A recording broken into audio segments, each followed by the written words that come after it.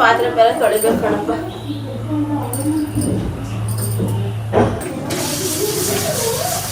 ಇಷ್ಟೊಂದು ಪಾತ್ರೆ ಎಲ್ಲ ನೀನೇ ತೊಳ್ದೇನೆ, ನಂಬಕ್ಕೆ ಆಗಲ್ವಲ್ಲೇ ನೀನ್ ಇಷ್ಟೊಂದು ಪಾತ್ರೆ ತೊಳ್ದಿದೀಯ ಅಂತ.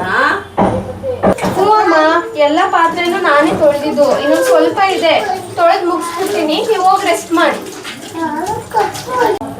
ಲೇಟ್ ಆಗಿ ಹೋಗೈತಪ್ಪ, ಅಡ್ಗೆ ಬೇರೆ ಮಾಡಬೇಕು.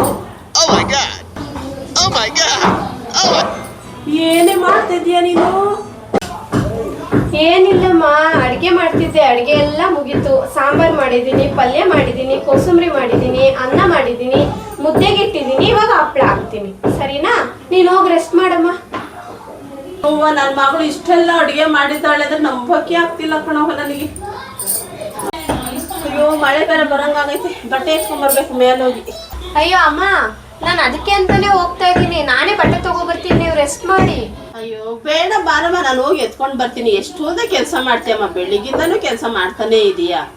ಅಯ್ಯೋ ಪರವಾಗಿಲ್ಲ ಅಮ್ಮ, ನಾನೇ ಹೋಗಿ ಬಟ್ಟೆ ತಗೊಂಡ್ಬರ್ತೀನಿ, ನೀವು ರೆಸ್ಟ್ ಮಾಡಿ. ಪರವಾಗಿಲ್ಲ ಕಣೆ, ನೀನ್ ರೆಸ್ಟ್ ಮಾಡು. ಅಮ್ಮ ಅಮ್ಮ, ಅಯ್ಯೋ ನೀನ್ ಪರವಾಗಿಲ್ಲ ಕಣಮ್ಮ, ನೀನ್ ರೆಸ್ಟ್ ಮಾಡು. ಇಲ್ಲ, ನೀನ್ ರೆಸ್ಟ್ ಮಾಡು. ಅಮ್ಮ ನೀನ್ ರೆಸ್ಟ್ ಮಾಡಮ್ಮ, ನೀನ್ ರೆಸ್ಟ್ ಮಾಡು. ಅಮ್ಮ,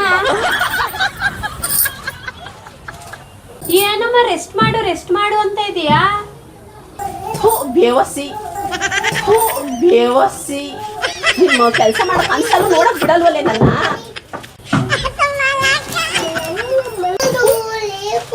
ಅನ್ಕೊಂಡೆ